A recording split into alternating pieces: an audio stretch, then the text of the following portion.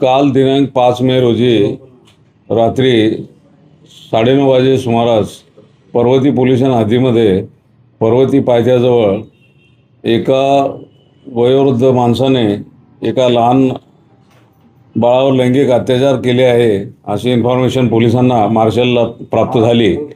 त्यानुसार तातडीने मार्शल त्या ठिकाणी गेले असता त्या भागातले काही नागरिक जे आहेत त्यांनी एका वयोवृद्ध नागरिकाला त्या ठिकाणी पकडून ठेवलेलं होतं।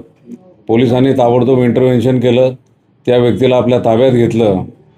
त्यानंतर असं समजलं की तो जो व्यक्ती आहे त्याने स्वतःची जी नात आहे म्हणजे त्याच्या मुलीची मुलगी वय वर्ष 9 वर्ष तिला आपल्या खोलीमध्ये बोलवलं आणि तिच्याशी अतिप्रसंग करण्याचा जो प्रयत्न केला, परंतु शेजारी एक राहणारी जी महिला आहे तिला त्या बाळाचा रडण्याचा आवाज आला आणि तिने ताबडतोब त्याच्यामध्ये हस्तक्षेप केला, शेजारच्या लोकांना सांगितलं।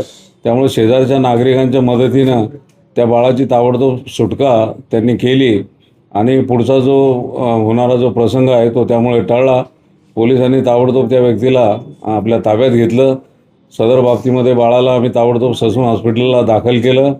त्याच्यामध्ये बाळाची वैद्यकीय तपासणी करण्यात आली।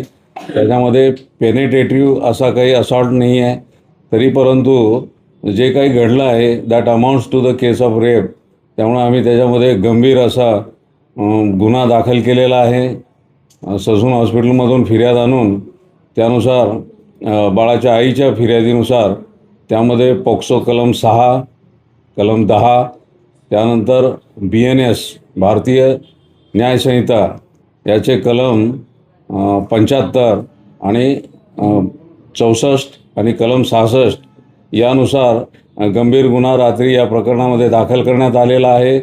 त्यानंतर गुन्हा दाखल झाल्यानंतर त्या गुन्ह्यामध्ये आरोपीला रीतसर अटक करण्यात आलेली आहे। त्याला आज कोर्टामध्ये प्रोड्यूस करण्यात येणार आहे। बाळाची वैद्यकीय तपासणी झाल्यानंतर त्याला डिस्चार्ज देण्यात आलेला आहे।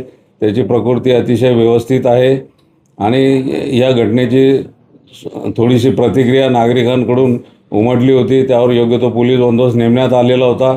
परिस्थिती आता अतिशय शांत आहे।